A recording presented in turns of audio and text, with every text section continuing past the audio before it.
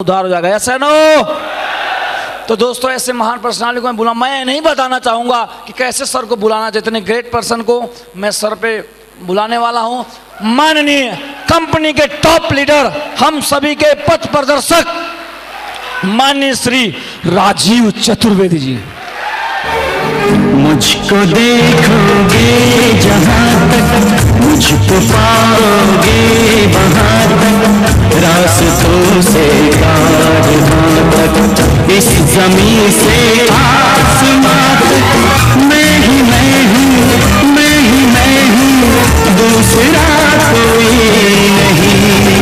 मुझको देखोगे जहाँ तक, मुझको पाओगे वहाँ तक, रास्तों से कारवां तक, इस जमीन।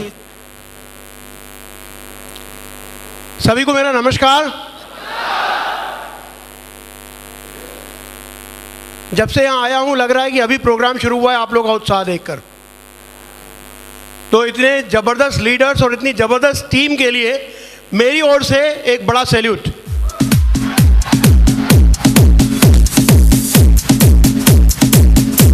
Thank you. आप लोगों का बहुत बहुत शुक्रिया, आपने बड़े सम्मान से बुलाया। लेकिन इस सम्मान के हकदार वो सारे लोग हैं जिन्होंने इस टीम को बनाया है। और इस टीम को बनाने में एक शख्स का बार बार नाम आ रहा था, घनश्याम जी का। तो घनश्याम जी को जिन्होंने इतना अच्छा लीडर तैयार किया और इतनी अच्छी टीम बनाई, उनको मेरी ओर से ढेर सारी बधाई।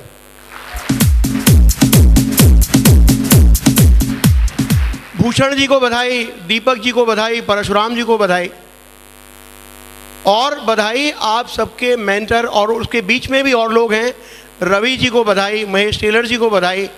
ये सारे आपके अपलाइंस हैं। माधव जी सारे नाम हो गए?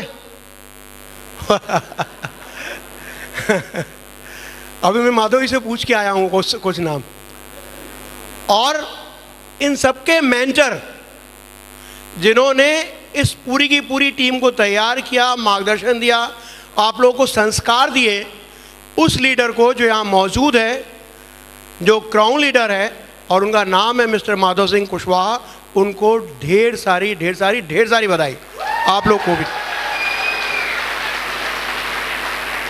माधव जी के अप्लायंस ग्रेवाल जी, जिन्होंने सिखाया माधव जी को, जिन्होंने, जैसे घनश्याम जी ने ध्यान रखा आज आपके लीडर अच्छे जी का, उसी तरीके से ग्रेवाल जी ने ध्यान रखा माधव जी का एक एक चीज़ का। मुझे वो समय भी याद है जब माधव जी गोल्ड थे, मुझे वो समय भी याद है जब इनकी टीम बन रही थी, बिगड़ रही थी, बहुत सारे चैलेंजेस आ रहे थे। जब माधव जी गोल्ड थे उस समय शायद मैं डायमंड रहा हूँगा। हम लोगों ने एक रूम शेयर किया था, एक ट्रेनिंग हुई थी जयपुर में, तब से मैं इनके साथ में, पहली मेरी मुलाकात इनसे तभी हुई थी जब ये गोल्ड बने थे। जहाँ तक मुझे याद है, हो सकता है उसके पहले एक आध मुलाकात ऐसे हुई हो, लेकिन आपसी बातचीत तब हुई थी। तो वो समय से ग्रेवाल जी ने इनका पूरा ध्यान रखा और इनको संभाल के रखा, और एक इनको संभाल के रखने के कारण आज पूरे हिंदुस्तान में सेफ शॉप का बहुत बड़ा नाम हो गया। तो ऐसे लीडर के लिए जोरदार तालियां।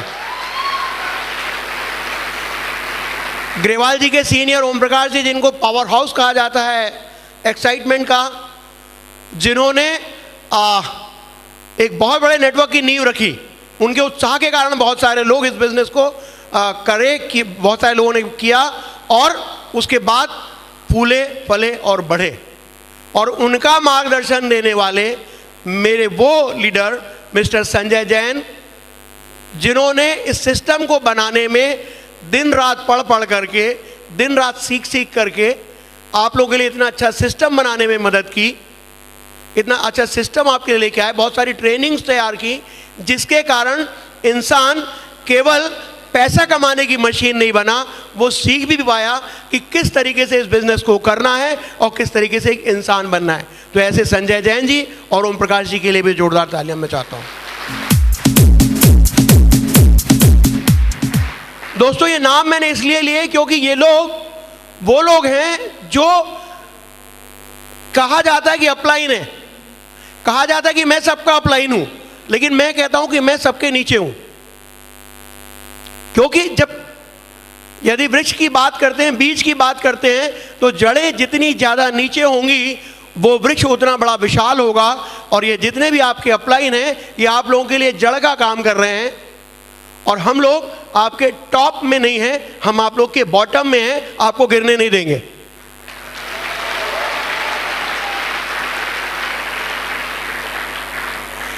दोस्तों, इस बिजनेस की शुरुआत जैसे आपने की वैसे ही हम लोगों ने भी की थी। हम लोग कहीं आसमान से अवतरित नहीं हुए थे। कई लोग ऐसा सोचते हैं कि इनमें कुछ खासियत रही होगी, कुछ एक्स्ट्राऑर्डिनरी रहे होंगे, इसलिए ये लोग ऐसा कर पाए। ऐसा कुछ भी नहीं है। शुरुआत जैसे आपने की, जैसे लोगों ने आपको मना किया। जब आप वो वीडियो देख रहे थे तो आप देख रहे थे कि बहुत सारे लोग अच्छे यादव जी को मना कर रहे थे, और जब उनको मना कर रहे थे मैं देख रहा था कि यहां बैठे प्रत्येक व्यक्ति को बड़ा दुख हो रहा था। और जैसे एक व्यक्ति ने हां कही, यहां सारे के सारे लोग खुश हो गए। आप लोगों ने तालियां बजाई थी उस समय जब पहला व्यक्ति इनके साथ में आया, फिल्म में ही सही। हेलो, ये वो जगह है जहां पर हम दूसरों की खुशियों में खुश होते हैं। ये केवल पैसे कमाने की जगह नहीं है, ये इंसान बनने और बनाने की जगह है, जिसका नाम सेफ शॉप है।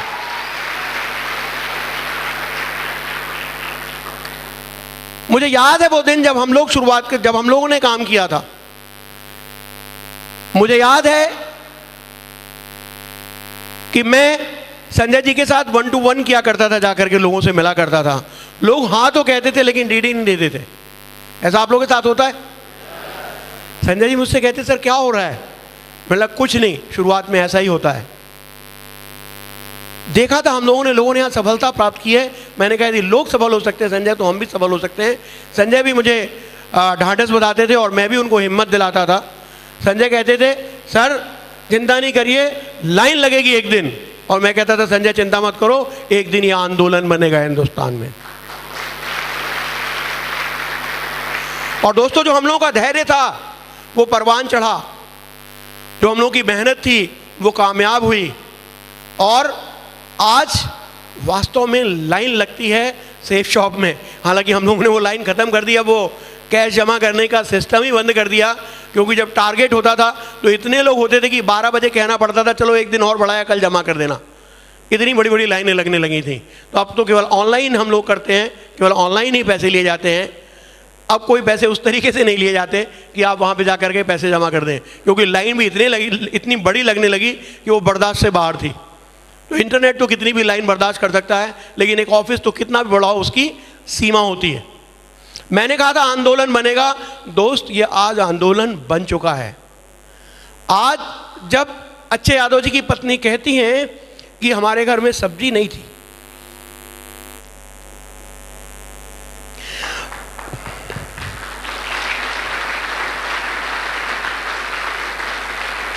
लेकिन आज उनकी जिंदगी बदली है। तो मैं समझता हूं इस बिजनेस को जहां पहुंचना चाहिए था, ये बिजनेस वहां पहुंच चुका है।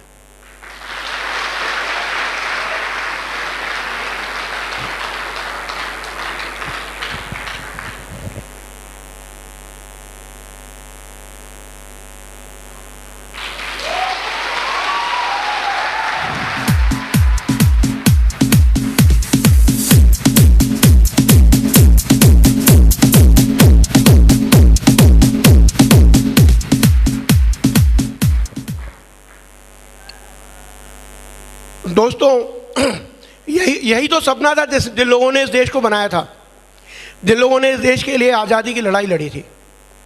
वो चाहते थे कि देश अपने पैरों पे खड़ा हो, समाज के अंतिम स्थान पे जो आदमी खड़ा है वो भी सामने आ सके। और वो स्थिति सेफ शॉप के कारण संभव हो पा रही है। ये लेकिन उन्हीं के कारण संभव हो पा रहा है, उन्हीं लोगों के लिए संभव हो पा रहा है जो लोग इसको दिल से कर रहे हैं, प्राण प्रण से कर रहे हैं, जो लोग उन सारे सिद्धांतों को मान रहे हैं जो सिद्धांत पंडित जी आपने बताए थे यहाँ आकर के। गुरुजी ने जो सिद्धांत यहाँ बताए थे, वो 7 सिद्धांत बताए थे। आप केवल उतना सा वीडियो ही ले लेना कट करके जो इन्होंने बताया था। यदि उन 7 चीज़ों को आप मान लेते हो, जैसा कि हर सफल व्यक्ति ने माना है, तो आप भी वहीं पहुंचोगे जहां अच्छे यादव जी पहुंचे हैं, जहां माधव जी पहुंचे हैं, जहां संजय जैन जी पहुंचे हैं, जहां ओम प्रकाश जी पहुंचे हैं, जहां आपके सारे लीडर्स पहुंचे हैं, जहां अग्रवाल जी पहुंचे हैं। तो आपके लिए भी वो सारा कुछ संभव होने वाला है, लेकिन उसके लिए मेहनत तो करनी पड़ेगी, लेकिन लगातार करनी पड़ेगी। हम लोग मेहनत तो करते हैं, लेकिन हम लोग लगातार नहीं करते। हम लोग बीच बीच में भटक जाते हैं, हम लोग दाएं बाएं देखने लगते हैं, हम लोग मनोरंजन के चक्कर में पड़ जाते हैं। एक बार एक राजा ने क्या किया, उसने कहा कि जो भी व्यक्ति सवेरे से चलेगा और शाम को मेरे महल में पहुंच जाएगा, मैं उसको अपनी पूरी संपत्ति दान कर दूंगा। लोगों ने राजा को चिताया कि आप क्या बोल रहे हो, ऐसे तो बहुत सारे लोग पहुंच जाएंगे। बोले चलिए देखते हैं। राजा ने क्या किया कि जो उसी शहर में, उसी गांव में, पूरे अपने राज्य में मेला लगा दिया, आमोद प्रमोद के साधन इकट्ठा कर दिए। तो लोग तो घर से निकले, उन्होंने कहा शाम को पहुंचना है ना राजा के यहां, तो दिन भर तो हम लोग इसका आनंद ले लेते हैं, शाम को वहां पहुंच जाएंगे। और लोग आमोद प्रमोद में ऐसे डूबे कि एक भी शख्स शाम को राजा के यहां नहीं पहुंच सका। तो ऐसी जिंदगी है हमारी, हमको सब कुछ मिल सकता है, लेकिन कुछ दिनों का त्याग हमको करना पड़ेगा। कुछ दिनों का, बजा लीजिए ताली। कुछ दिनों के लिए आमोद प्रमोद से दूर रहना पड़ेगा। जितने भी सफल लोग हैं दुनिया में, उनसे जब पूछा गया कि आपकी सफलता का राज क्या है, चाहे वो कपिल देव थे, चाहे वो सीनियर एक्टर्स थे जिनके बड़े बड़े नाम हैं, जब उनसे पूछा गया तो उन्होंने एक ही बात बताई कि हमारे सफलता के रास्ते में हमको ये पता नहीं था कि दुनिया में क्या हो रहा है, हमें पता नहीं था। तो हमारे ऐसे बहुत से लीडर्स हैं जिनको नहीं मालूम है कि दुनिया में क्या हो रहा है, लेकिन बहुत से लोग ऐसे भी हैं जो चाहते हैं कि दुनिया में क्या हो रहा है वो भी जान लें और यहाँ से हमें डायमंड का लड्डू भी ले लें। तो दोस्त, दोनों लड्डू एक साथ हाथ में नहीं आते। एक बार डायमंड का लड्डू ले लो, उसके बाद डायमंड का लड्डुओं का कटोरा, थाल या बरसात आपके घर में होने वाली है। आप एक बार लेकिन थोड़ा सा पेशेंस तो रख लो। कहते हैं कि भगवान जब देता है तब छप्पर फाड़ के देता है, सुना है आप लोगों ने? भगवान देता है तो छप्पर फाड़ के देता है, लेकिन जब छप्पर फटता है ना तो हमें कष्ट होने लगता है, और हमें कष्ट होने लगता है और हम कहते हैं भगवान ये एक छप्पर ही तो था, वो भी तू फाड़ रहा है। और हम कहते हैं भगवान ये छप्पर नहीं फटना चाहिए, फिर वो छप्पर फटना बंद हो जाता है। तो दोस्त, जब आपका महल बनना होगा तो याद रखना, सबसे पहले आपका छप्पर फटेगा। उस छप्पर के फटने के लिए तैयार रहना, उस चुनौती को झेलने के लिए तैयार रहना, वो मेहनत करने के लिए तैयार रहना जो सफलता की कीमत होती है। क्या आप लोग सफलता की कीमत देने के लिए तैयार हैं? यदि आप सफलता की कीमत देने के लिए तैयार हैं तो सफलता आपके कदमों में है। लेकिन यदि आप सफलता की कीमत, हर चीज की कीमत होती है, यदि आप सफलता की कीमत नहीं देना चाहते तो आपको वो सफलता कभी भी नहीं मिलने वाली है। तो मैं समझता हूं जब इतनी अच्छी टीम यहां पर मौजूद है, जिसके लीडर्स इतने संघर्षवान हैं, जिन लीडर्स ने संघर्ष करके बताया, तय करके सिद्ध कर दिया कि हम किस तरीके से चाहे जिंदगी में कुछ भी चैलेंज आए, हम तो चलते रहेंगे, चलते रहेंगे, चलते रहेंगे, चरैवेती का सिद्धांत का पालन करेंगे और हम उस दिन एक दिन जरूर मंजिल पहुंचेंगे। क्योंकि जो बीच राह में बैठे हैं वो बैठे ही रह जाते हैं, जो लगातार चलते रहते हैं वो निश्चित मंजिल को पाते हैं। तो हमें लगातार चलना होगा, हमें रोज चलना होगा, हमें रोज बूंद बूंद करके काम करना होगा, अपना घड़ा भरना होगा। सुबह का समय बिल्कुल भी वेस्ट नहीं करना है। कितने लोग हैं जो 6 बजे के बाद उठते हैं, ये बताइए? अच्छा छोड़िए, कई लोग ईमानदारी स्वीकारोक्ति नहीं करेंगे। कितने लोग हैं जो 6 बजे के पहले उठ जाते हैं? देखिए, समझ में आ रहा है? आधे लोग हैं। तो आपके लिए ये 6 बजे से 8 बजे तक का जो समय है, ये आपके लिए बोनस सिद्ध हो सकता है। और 6 बजे उठ के भी कुछ नहीं होने वाला है यदि 6 से 8 कुछ नहीं किया तो। केवल उठना नहीं है, मालूम पड़ा उठने के बाद आपने क्या किया कि टीवी चला लिया और टीवी के आगे बैठ गए, या फिर कोई दूसरे ऐसे अनप्रोडक्टिव कामों में लग गए जिसका कोई आपकी ज़िंदगी में योगदान नहीं है, ऐसे कामों में लग गए। ये 2 घंटे बहुत महत्वपूर्ण हो सकते हैं। आप तैयार हो सकते हैं, आप उसमें ध्यान कर सकते हैं, आप उसमें आधे घंटे में आप थोड़ी बहुत एक्सरसाइज भी कर सकते हैं। 1 घंटा आपके लिए पर्याप्त है, जिसमें आप नहा भी सकते हैं, जिसमें आप अपने दैनंदिन कार्य भी पूरे कर सकते हैं, ध्यान भी कर सकते हैं और एक्सरसाइज भी कर सकते हैं।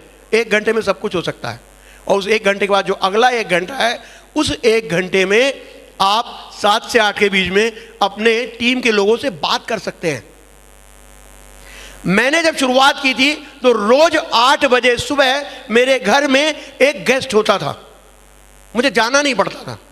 मैं लोगों से बोलता था, यार कल मेरे यहाँ आप चाय पे आमंत्रित हैं, क्योंकि मेरे पास ज़्यादा समय नहीं था, मुझे ऑफिस जाना होता था। तो 8 बजे मेरा एक दोस्त कोई ना कोई मेरे घर में चाय पे जरूर आता था। तो जब मैं उसको चाय पिलाता था तो साथ में वाई भी पिलाता था। वाई क्या होती है? हमारी बातचीत, हमारा प्रेजेंटेशन। और जब 30 दिन में यदि 30 लोगों को प्रेजेंटेशन दिखाया तो आप क्या सोचते हैं 10 लोग ज्वाइन होंगे कि नहीं होंगे? तो वो सुबह के समय का मेरा उपयोग था, 8 से 9 का। और उनसे वो कहते थे, तब हम लोग कंप्यूटर का जो एजुकेशन का पैकेज है उसको ज़्यादा प्रमोट करते थे। वो कहते थे कंप्यूटर सीख के मैं क्या करूंगा, कंप्यूटर मेरे किसी काम का नहीं है। हम उनसे पूछते थे, यदि मान लो तुम्हारी नौकरी में तुमको तनख्वाह कितनी मिलती है? बोले 15,000 रुपये, 12,000 रुपये, 10,000 रुपये, यही तनख्वाह होती थी सरकारी नौकरी में। बोलते इतनी। मैंने बोला यदि मान लो कि तुमको संस्कृत सीखने के 50,000 मिलेंगे तो तुम सीखोगे? क्या जवाब होना चाहिए था? बोले हाँ जरूर सीखेंगे। तो मैं बोला जब 2 लाख रुपए हफ्ता मिलने की बात है तो फिर ये कंप्यूटर सीखना चाहिए कि नहीं सीखना चाहिए? बोले सीखना चाहिए, बताओ क्या करना है। और उन्हीं के हाथों से उनका रजिस्ट्रेशन करवाता था कंप्यूटर पे। बोलते थे कंप्यूटर इतना आसान होता है क्या? एक्चुअली कितने लोग हैं जो कंप्यूटर नहीं चलाते? छोड़िए, गलत सवाल। कितने लोग हैं जो कंप्यूटर चलाते हैं?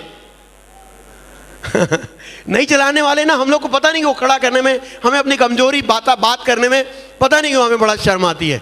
यदि हम नहीं चलाना जानते तो कोई बात नहीं है, लेकिन आज का समय है कि कंप्यूटर चलाना सीख लें तो जिंदगी आसान हो जाएगी। पहले हम लोगों को पता पूछना पड़ता था, आजकल पता हमें नहीं पूछना पड़ता, गूगल मैप बताता है मोबाइल पे, हमें पता नहीं पूछना पड़ता। हम लोगों ने जब शुरुआत की थी मैं लोगों से कहता था कि भैया यदि कंप्यूटर नहीं सीखोगे तो आने वाले समय में आपके बच्चे कहेंगे पापा आपको इतना भी नहीं आता। अभी आप कहते हो बेटा तुमको इतना नहीं पता, लेकिन आने वाले समय में बच्चे ऐसा कहने वाले हैं। और वो समय देखिए 16 साल में आ गया है। लोग अपने माँ बाप को क्वेश्चन करने लगे, पापा आपको इतना सा नहीं आता, आपको इतनी सी बात नहीं आती, आप कंप्यूटर नहीं चला सकते। और कंप्यूटर चलाना कितना आसान है। जिस आदमी के पास दिमाग है और जो उंगली चला सकता है, अंग्रेजी छोड़ दीजिए, अंग्रेजी सीखने की जरूरत नहीं कंप्यूटर चलाने के लिए। ABCD कोई भी समझ सकता है थोड़े दिनों के बाद। इतना सा यदि कर सकता है तो वो कंप्यूटर चला सकता है। तो मैं लोगों को रोज सुबह जरूर एक व्यक्ति को प्रेजेंटेशन दिखाता था। और जब सारे लोग सीख गए वो प्रेजेंटेशन, जब मेरी टीम में इतने लोग बढ़ गए कि अब लीडर्स आ गए थे, तो मैंने खुद प्रेजेंटेशन दिखाना 1-to-1 बंद किया। शाम को 7 से 9 रोज प्रेजेंटेशन दिखाता था मैं। रोज 7 से 9 एक हॉल में लोगों को बुलाता था और वहां पर प्रेजेंटेशन दिखाता था। फिर वहां भी लोग तैयार हो गए प्रेजेंटेशन दिखाने वाले, वहां से भी मैं फ्री हो गया। सवेरे भी फ्री हो गया तो सवेरे मैं फिर लीडर्स को काउंसलिंग के लिए बुलाने लगा 8 से 9 के बीच में कि भाई आओ मेरे घर में और हम लोग बैठ करके बात करेंगे, ये बिजनेस आपने क्यों किया था और किस तरीके से इस बिजनेस को कर रहे हो। मेरे पास समय नहीं होता था को मुझे 11 से 5 ऑफिस होता था कहने के लिए, लेकिन कभी मैं 7 बजे, कभी 9 बजे, और जब और भी काम होते थे तो कभी कभी रात भर भी हम लोगों को ऑफिस में बैठना पड़ता था, कभी जिम्मेदारी की नौकरी थी। लेकिन उसके बावजूद रोज लगातार मैंने सेफ शॉप के बिजनेस को किया। कहना गलत है, मैंने बिल्कुल नहीं किया इस बिजनेस को, मैंने इस बिजनेस को जिया है। इस बिजनेस को मैंने खाया है, इस बिजनेस को मैंने पिया है, इस बिजनेस को मैंने सोया है, और इस बिजनेस को मैंने जो भी आप कह सकते हैं, मैंने दिन रात मेरे दिमाग में केवल एक ही बात चलती थी। जैसे घड़ी की टिक टिक चलती है वैसे दिमाग में केवल safe shop, safe shop, safe shop, safe shop, safe shop, safe shop, बस यही चलता है। तो जब आपका फोकस यदि किसी एक जगह पर है, यदि आप सवेरे से लेकर रात तक हमेशा ये कहते हैं कि मैं डायमंड बन गया हूं, मैं डायमंड बन गया हूं, मैं डायमंड बन गया हूं, तो कहते हैं 24 घंटे में एक बार सरस्वती आपके जबान पे निवास करती है, तो एक बार कई बात तो पूरी हो ही जाएगी। तो आपको हमेशा एक बात ध्यान में रखनी है कि आपका जो सबकॉन्शियस माइंड है उसको स्वीकार करने भर की बात है। आपका, हमारा सबके पास एक राइट माइंड है और एक लेफ्ट माइंड है। हमारे माइंड के दो हिस्से हैं, एक तार्किक है और एक सबकॉन्शियस है, जो सोचता है, जो विजनरी होता है। तो जब आपका अपलाइन कहता है कि तुम डायमंड बन जाओगे, जो तार्किक दिमाग है वो कहता है यार ऐसा कैसे हो सकता है। मैं आज तक कभी, वो कह रहे थे ना अभी आपके लीडर अच्छे यादव जी, कि मैं हमेशा ना, माधव जी कह रहे थे कि मैं हमेशा सेकंड आया, बीच में आया, ना टॉप में आया ना कभी बॉटम में आया। क्यों? क्योंकि ऐसा होता आया, कभी ऐसा हुआ ही नहीं कि मैं टॉप पे आया, तो यहां कैसे टॉप पे आऊंगा। लेकिन यहां टॉप पे बैठे कि नहीं बैठे। मुझे मेरे एक शिक्षक, जब हम लोग ऐसे प्रेजेंटेशन दिखाते थे, शुरुआती दिनों की बात है, मेरे स्कूल के एक शिक्षक थे, वहां बैठे हुए थे, उन्होंने बोला राजीव तुम बोलते हो सब लोग डायमंड बन जाएंगे, सब डायमंड बन जाएंगे, ऐसा कैसे हो सकता है। कभी ऐसा होता है कि क्लास में हर आदमी फर्स्ट आता है? होता है ऐसा? उन्होंने मुझसे पूछा कि राजीव ये बताओ, तुम कहते हो सब डायमंड बन जाएंगे, मैं भी नहीं बना था तब, ऐसा कैसे हो सकता है कि हर आदमी डायमंड बनेगा, हर आदमी फर्स्ट आ जाएगा, ऐसा कैसे हो सकता है। तो मैंने उनसे कहा कि सर आप सही कह रहे हो, क्लास में हर आदमी फर्स्ट नहीं आ सकता, लेकिन यहाँ हर आदमी डायमंड बन सकता है। क्योंकि यहाँ हर आदमी फर्स्ट आ सकता है, क्योंकि यहाँ फर्स्ट आने के लिए एक साल नहीं है, आप 2 साल में बन सकते हो, आप 3 साल में बन सकते हो, आप 4 साल में बन सकते हो, आप 5 साल में बन सकते हो, यह आपके हाथ में है। तो यहां बैठा हर आदमी फर्स्ट आ सकता है, यहां बैठा हर आदमी डायमंड बन सकता है, बस कीमत उतनी चुकानी पड़ेगी जितनी अच्छे यादव जी ने चुकाई है, जितनी आपके सीनियर्स ने चुकाई है, वो कीमत बस आपको देनी है। क्या वो कीमत देने के लिए आप तैयार हैं? तैयार हैं? आप लोग इतने कमिटेड हैं ना कि सवेरे से मैं देख रहा हूं लगातार अपनी सीट से आप हिले भी नहीं है। आपको कौन आपकी सफलता से हिला सकता है? कोई नहीं हिला सकता। मुझे आने वाले समय के जो 1000 डायमंड की बात कर रहे थे माधव जी, वो सारे के सारे यहां बैठे हुए दिखाई दे रहे हैं।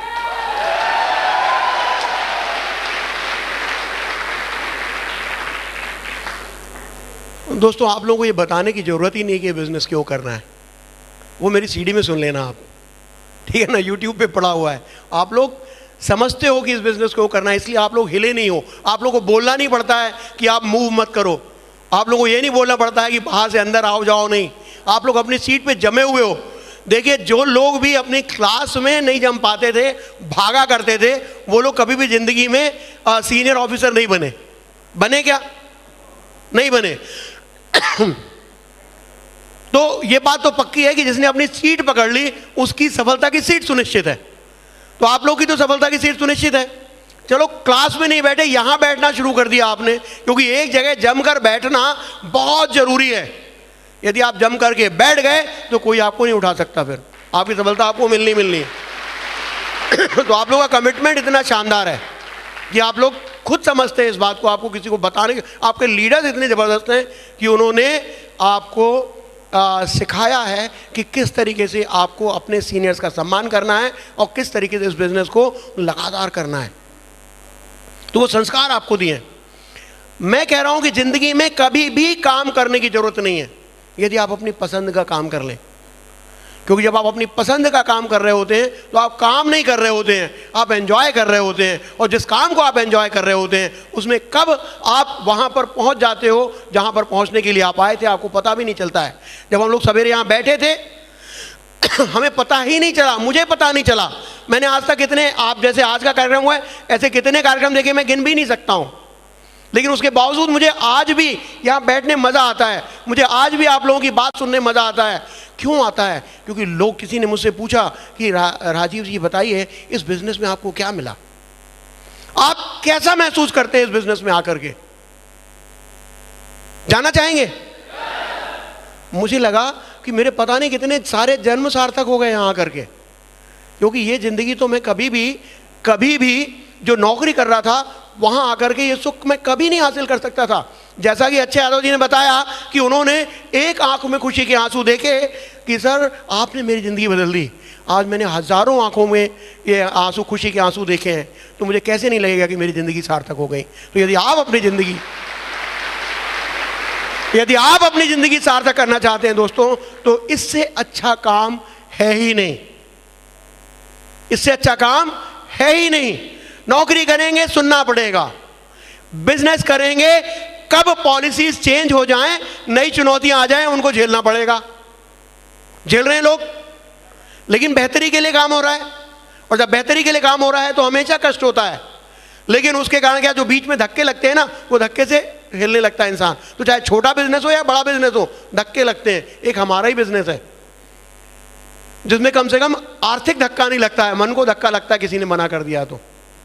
लगता है कि नहीं लगता है? किसी ने मना कर दिया यार नहीं करूंगा ना, तो बड़ा दिल खराब होता है। लगता है ये छोड़ो अपनी घंटी माला और चले अपने घर, बोले नौकरी कर लेंगे लेकिन किसी का ना नहीं सुनेंगे। लेकिन दोस्त, जिसको भी बड़ा बनना है ना, वो ना सुन करके ही बड़ा बना है। और हमारा बिजनेस जिसमें ना सुनने की भी कीमत मिलती है, मालूम है आपको कितनी कीमत मिलती है ना सुनने की? हाँ जी, 2 लाख पर वीक। वो तो बाद में पता चलता है, डायमंड बनने तक कितनी कीमत मिल चुकी होती वो मैं आपको बताता हूं। हमारे प्रेजेंटेशन में जब हम लोग बताते हैं कि एक व्यक्ति इस बिजनेस में आता है तो कितने पैसे मिलते हैं? हाँ जी, 500, दूसरा आ गया तो 500 यानी 1000, और ये 2 लोगों को ज्वाइन कराने के लिए कम से कम 10 लोगों को बिजनेस दिखाना पड़ता है। तो 10 लोगों में 1000 आए तो एक आदमी पे कितने मिले? 100 रुपए। गलत है ये गणित। हर आदमी पे हमको 5000 रुपए मिलते हैं यदि किसी ने ना भी कह दिया तो। कितने लोगों को ये बात पता है? नहीं पता आपको? कुछ सीनियर्स को मालूम है बस। ये मेरा कैलकुलेशन है कि हर आदमी जिसके पास जाते हो वो इस बिजनेस को करेगा, प्रोडक्ट खरीदेगा या नहीं खरीदेगा, आपको 5000 रुपए मिलेंगे। अब इसको समझ भी लो कि कैसे मिलेंगे। ये मेहनत वाला रास्ता है। मैंने सारे डायमंड से पूछा कि तुमको सॉरी मैं तुम तो बोलता ही नहीं, अब भूल गया मैं तुम बोलना, और इस बिजनेस की देन है ये कि आपको इस बिजनेस में 10,000 की टीम बनाने में 50 लाख रुपए कमाने में कितने लोगों को 1-to-1 प्लान दिखाना पड़ा। मालूम है क्या बोला उन्होंने? एक भी डायमंड ने ये नहीं बोला कि उसने 600 से ज्यादा लोगों को प्लान दिखाया हो 1-to-1। मेहनत तो हमारी वही है ना, 1-to-1। उन्हीं 600 लोगों से तो हाँ या ना सुनते हैं। तो मैंने सोचा यदि 600 को यदि 1000 का फिगर ले लें, यदि हमको 1000 लोगों से मिलना पड़े 50 लाख रुपए कमाने के लिए, 1000 लोगों से मिलना पड़े, आप लोग मिलने के लिए तैयार हैं या नहीं है ये बताइए पहले। तो यदि आप 1000 लोगों से मिलने के लिए तैयार हैं और 1000 लोगों में से मात्र 200 लोग इस बिजनेस को ज्वाइन करते हैं और 800 लोग मना कर देते हैं, तो आपके बिजनेस में कितने लोग आए? कितने लोग आए? और वो जो 200 लोग आपके बिजनेस में आए थे जिन्होंने आपसे प्रोडक्ट खरीदा था, उन 200 में से केवल 5 लोग 200-200 की टीम बनाते हैं, तो आपकी टीम कितनी हो जाएगी? केवल 5 लोग 200-200 की टीम बनाते हैं। बहुत साधारण सा सवाल है यार, 5वीं क्लास से भी छोटा है। 1000 लोगों की टीम बन जाएगी, ठीक है?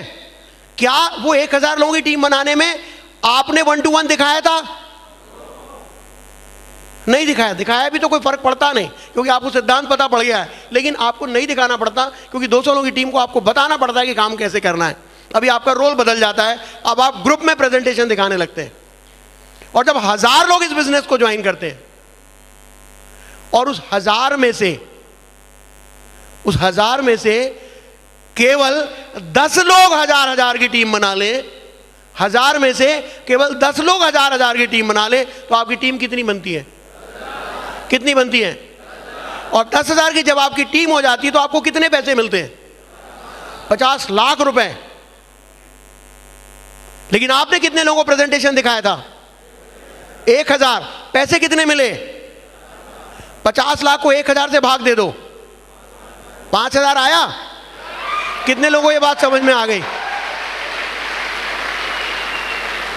आपको लगता है जादू है, हाँ ये जादू है, लेकिन ये जादू समझने की जरूरत है। ये जादू जब कोई मना करता है ना तब समझ में नहीं आता। पहले मुझे भी समझ में नहीं आता था, जिस दिन से मुझे समझ में आने लगा मैंने बड़े धड़ल्ले से काम करना शुरू कर दिया। एक दिन मैंने 5 नहीं 7 लोगों को प्लान दिखाया था, घूम घूम करके दिन भर। संडे का दिन था, जब घर लौटा तो वाइफ ने पूछा कितने लोग ज्वाइन हुए। आपसे भी पूछती होंगी कितने लोगों ने इस बिजनेस को करना स्वीकार किया। मैंने बोला किसी ने नहीं। बोले आज का दिन बेकार हो गया, इससे अच्छा तो तुम मेरे साथ आज संडे मनाते। मैंने कहा डार्लिंग एक दिन हर दिन संडे होगा, चिंता मत करो। और दोस्तों हुआ वो दिन आया जिस समय क्लोजिंग थी ना, वो साथ के साथ एक साथ आ गए। मैंने कहा कि देखो भगवान जो है वो, उसने रावण ने भी जब तपस्या की थी ना तो उसकी तपस्या भी उसने स्वीकार की थी। तो हम में से कौन ऐसा है जिसने रावण जैसे बुरे कर्म किए हैं? हमारी भी तपस्या स्वीकार होनी है, लेकिन तपस्या करने का काम तो शुरू करो, राइट? तो बस काम करते गए, एंजॉय करते गए, हर चीज में खुशी ढूंढी, हर बात में खुशी ढूंढी, हर मिलने वाले से खुशी ढूंढी। आज की डेट में भी जब मुझे कोई रास्ते में मिल जाता है, वो बोलता आप क्या करते हो, मैं बताता हूँ ये करता हूँ। बोले वो वही वाला बिजनेस, मैं बोला हाँ वही वाला बिजनेस। तो बोलता उसमें ये होता वो होता। मैंने नहीं, एक बार तुम समझ लो, मेरे दोस्त हैं लखनऊ में, तो लखनऊ वाले व्यक्ति को बता दिया, कैलकाटा में तो कैलकाटा वाले को बता दिया। आज ईश्वर की कृपा से और आप लोगों के सहयोग से हिंदुस्तान का कोई भी ऐसा शहर नहीं है, कोई भी ऐसा गांव भी शायद नहीं होगा जहां पे हमसे जुड़े हुए लोग नहीं है। ये इस बिजनेस की ताकत है। जब आप इस बिजनेस में नहीं होते हो तो आप अकेले होते हो, लेकिन जब आप इस बिजनेस में आ जाते हो तो आप उस पूरे के पूरे सक्सेस सपोर्ट सिस्टम के 25 लाख परिवार का हिस्सा हो।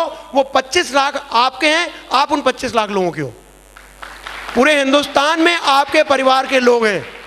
आप किसी शहर में फंसते हो, कहीं कोई चैलेंज आता है, आप अपने अपलाइन को बताओ, आपका अपलाइन मुझे बताएगा, मैं वहाँ के लीडर को बताऊंगा और आपकी जो चैलेंज है वो पूरा हो जाएगा। तो इतने बड़े परिवार के हम केवल इस बिजनेस में आ बस जाते हैं ना, हमको तो वो देखते 50 लाख मिले नहीं मिले, अरे छोड़ो पैसे को, पैसे तो मिलने ही मिलने यदि काम करोगे तो, और नहीं करोगे तो नहीं मिलेंगे, ये भी तय है।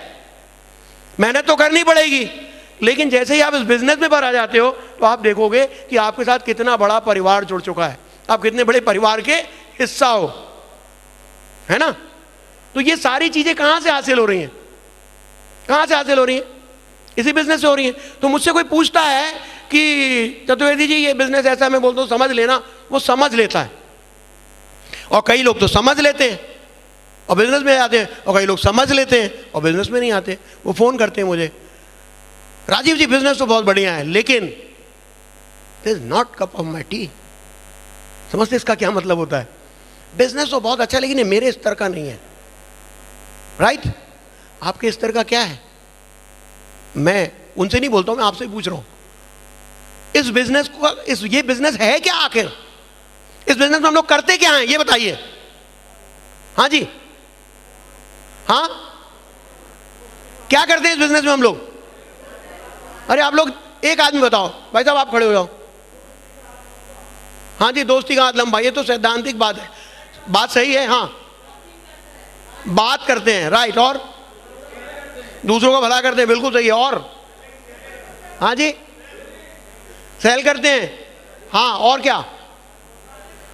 हाँ जी, अरे अभी बता रहे थे ना कि बचपन से वही काम करते हैं जो बचपन से करते आ रहे हैं। एक बच्चे से को दो चॉकलेट और वो देखो खाने के पहले 10 बच्चों को दिखाएगा, उसके बाद खाएगा। तो उसने क्या किया आखिर?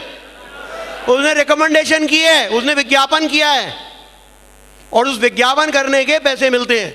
तो अब आप बताइए कि दुनिया में विज्ञापन कौन कर रहा है? सेलिब्रिटीज कर रहे हैं। जो बड़े बड़े सफल लोग हैं वो लोग विज्ञापन करते हैं। कौन कर रहा है विज्ञापन? जो सफल लोग हैं वो विज्ञापन करते हैं। अमिताभ बच्चन करते हैं, शाहरुख खान करते हैं, बाबा रामदेव भी करते हैं, है ना? तो बाबा लोग भी करते हैं। क्यों? क्योंकि उनकी एक पहचान बन गई है, उनके कहने की वैल्यू बन गई है, तो वो लोग विज्ञापन करते हैं। तो भाई साहब एक बात बताओ कि आपकी हैसियत इनसे ऊंची हो गई है क्या? और हम भी विज्ञापन कर रहे हैं। अब सवाल ये उठता है कि वो लोग जो विज्ञापन कर रहे हैं और हम लोग जो विज्ञापन कर रहे हैं, हमको बराबर का पैसा मिलता है अमिताभ बच्चन जी से या कम मिलता है? हाँ जी, कम मिलता है या ज्यादा मिलता है या बराबर मिलता है? हाँ जी, जी नहीं, बराबर नहीं, हमें बहुत ज्यादा मिलता है। मैं बताता हूं कैसे, बताता हूं आपको। जब अमिताभ बच्चन जी के पास या किसी भी सेलिब्रिटी के पास जब ये बिजनेस वो कोई प्रोडक्ट जाता है, उनको मालूम है कि इनके कहने से 1 लाख प्रोडक्ट तो बिक जाएंगे, तो वो जोड़ते हैं 1 लाख प्रोडक्ट यदि बिके तो अमिताभ बच्चन जी का रेशो कितना? उन्होंने कहा कम से कम 5 करोड़ तो देने चाहिए, और 2 लाख का भरोसा तो 10 करोड़ भी दे देते हैं उनको। तो यदि 1 लाख का हम उदाहरण समझते हैं कि मान लीजिए उनके कहने से 1 लाख प्रोडक्ट बिक रहे हैं, तो उनको कितना मिलता है पहली बार में? उसके बाद तो प्रोडक्ट अच्छा होगा तो और बिकेगा, नहीं चलेगा तो नहीं बिकेगा। लेकिन अमिताभ बच्चन जी को तो एक ही बार पैसा मिला, उसके बाद कब मिलेगा? जब दोबारा विज्ञापन करेंगे, है ना। तो एक बार 1 लाख लोगों को बताया और कितना मिला? 1 लाख लोगों ने प्रोडक्ट खरीद लिया, कितना पैसा मिला? 5 करोड़। तो आप लोग के कहने से जब 1 लाख प्रोडक्ट बिकते हैं तो आपको 5 करोड़ मिलते कि नहीं मिलते? लेकिन 1 लाख प्रोडक्ट आपने शुरुआत में 10 प्रोडक्ट बिकवाए, उन 10 लोगों के साथ मेहनत की, 100 प्रोडक्ट बिकवाए, 100 लोगों के साथ मेहनत की, 1000 प्रोडक्ट बिकवाए, 1000 लोगों के साथ मेहनत की, 10,000 प्रोडक्ट बिकवाए, 10,000 लोगों के साथ मेहनत की, 1 लाख प्रोडक्ट बिकवाए। जब 1 लाख प्रोडक्ट बिक जाएंगे, आपका बिजनेस का बैलेंस बनेगा 50,000 लेफ्ट, 50,000 राइट। आपको कितने पैसे मिलने वाले हैं? हाँ जी, 10,000 पे 50 लाख, तो 1 लाख पे 10,000 पे 50 लाख, तो 1 लाख पे 10,000 पे 50 लाख, तो 1 लाख पे। गणित नहीं समझ में आ रहा ना, हजम नहीं हो रहा है। यदि 10,000 लोगों पे 50 लाख रुपए मिलते हैं तो 1 लाख प्रोडक्ट बिकवाओगे तो कितने मिलेंगे? तो अमिताभ बच्चन जी के बराबर मिले या कम मिले? अभी तक तो हिसाब बराबर है, लेकिन अब आगे की कहानी। अमिताभ बच्चन जी को दोबारा चाहिए तो दोबारा विज्ञापन करना है। आपको दोबारा विज्ञापन नहीं करना है, आपको केवल बताना है कि मुझे ये पैसे कैसे मिले। आपको लोगों को बताना है कि दोस्त यहीं से जिंदगी बदल सकती है। दोस्त हिम्मत मत हारना, हौसला बनाए रखना। रास्ते में बहुत सारे चैलेंजेस आएंगे, रुकना नहीं, लगातार चलते रहना, जैसा मैं बता रहा हूं। और ये बताते हुए मुझे लगता नहीं कि मैं कोई काम कर रहा हूं, मुझे लगता है कि मैं तो एंजॉय कर रहा हूं। मुझे लगता है कि मैं लोगों की जिंदगी में परिवर्तन लाने में सहायक बन रहा हूं। मैं नहीं बदल रहा हूं किसी की जिंदगी। लोग कहते जरूर है सर आपने जिंदगी बदल दी, लेकिन मुझे इस बात का कोई भ्रम नहीं है कि मैंने जिंदगी बदली है।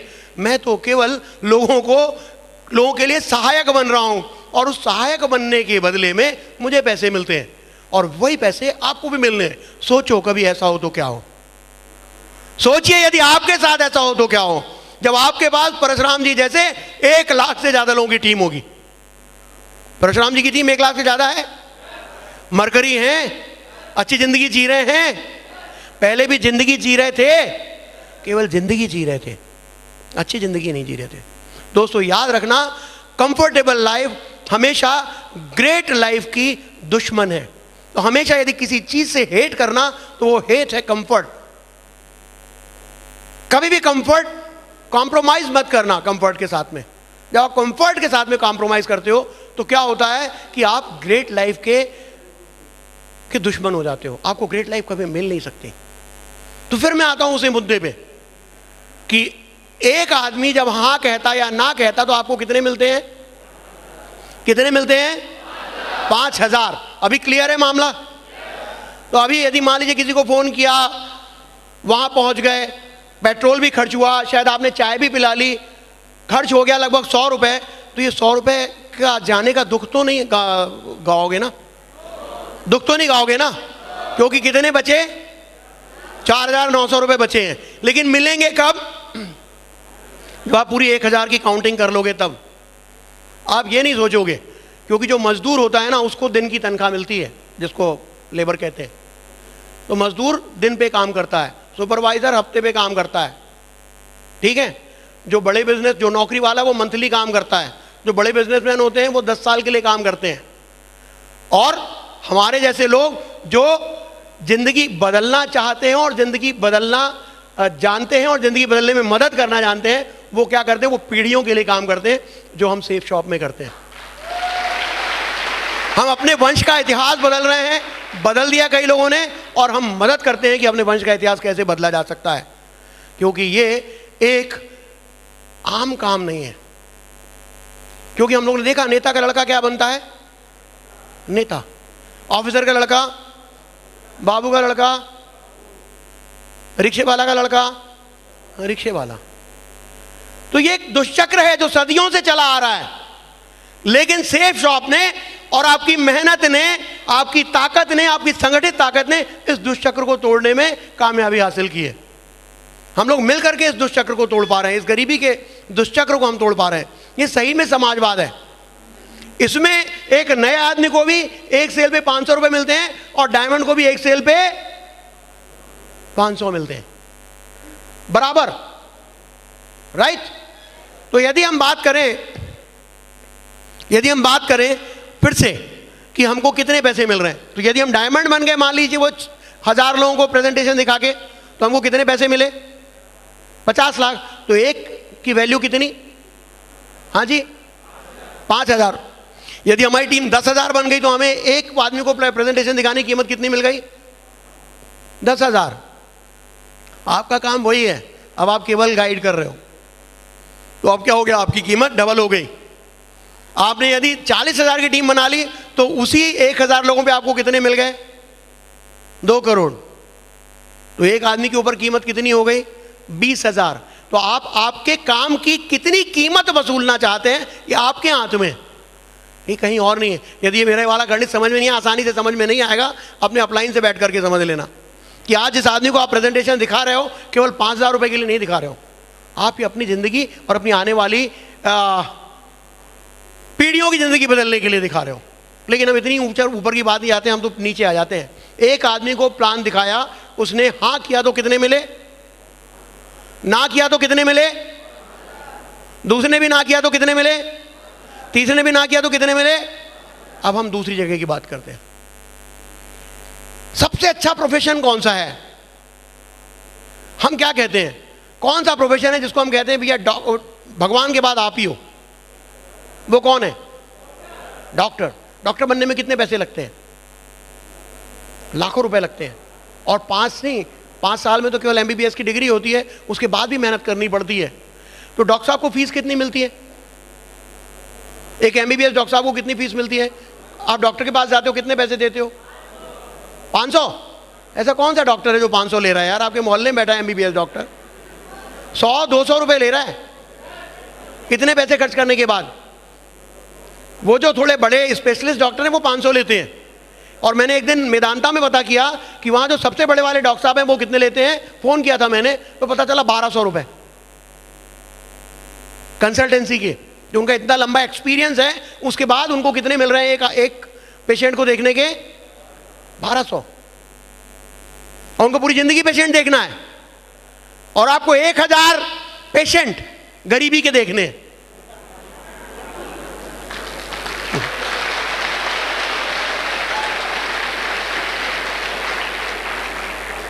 जिस पेशेंट का आपने इलाज किया उसके भी और जिसका नहीं किया उसके भी कितने मिलने वाले हैं आपको।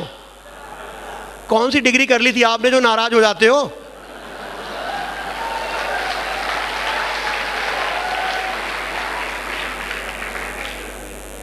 भैया ये है ना, इसको कहते हैं ना कि जितनी कहानी सुनाई जाए ना इसकी उतनी कम है। मेरा तो रोम रोम जो है सेफ शॉप के कर्ज से दबा हुआ है, क्योंकि इसने इतनी जिंदगियां बदली हैं। कोई यदि मुझे चैलेंज करता कि सर मैंने 1000 लोगों को प्रेजेंटेशन दिखाया और 10,000 की टीम नहीं बनी, तो भाई 5,000 की बनी, 5,000 नहीं 2,500 मिल गए एक पे, बुरा है। 1250 की टीम बन गई, हर आदमी पे 1250 मिला, बुरा है।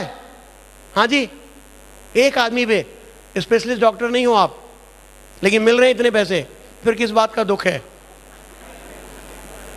दुख होने का तो सवाल ही नहीं है। तो मैं जब आप किसी को दिखाता हूं और जो मेरे को बोलता है this is not cup of my T, मतलब ये मेरे स्तर का बिजनेस नहीं है, मैं बोलता हूं कोई बात नहीं भाई साहब, आपको बहुत बहुत धन्यवाद। वो बोलता है क्यों धन्यवाद दे रहे हो आप। मैं बोलता हूं भाई साहब आपने मुझ पर एक एहसान किया है, आपसे मुझे कुछ पैसे मिले हैं। बोले अरे मैंने तो बिजनेस ज्वाइन ही नहीं किया, मैं तो ये बिजनेस करना ही नहीं चाहता, आपको पैसे कैसे मिल गए। मैं उनको बताता हूं ऐसे मुझे 5,000 रुपए मिले आपसे। वो बोलता अच्छा इतना जबरदस्त बिजनेस है, मुझे भी बताओ मैं भी करूंगा। तो भाई आपकी चीज है, आप इसको कितनी कीमत में बेचना चाहते हो ये आपको सीखना पड़ेगा। इसको कितनी वैल्यू देते हो ये आपको सीखना पड़ेगा। ये आपकी है, ये बंदी मुट्ठी लाख की और खुल गई तो प्यारे खाक की। हमारी मिट्टी लाख की नहीं करोड़ों की है, और करोड़ों लोगों की जिंदगी बदलने की ताकत रखती है। मेरे बिजनेस में मेरी टीम साइज आज की डेट में 25 लाख है और 1 करोड़ होने वाली है। आज जब मैं एयरपोर्ट से बाहर आ रहा था तो मुझे एक फोन आया,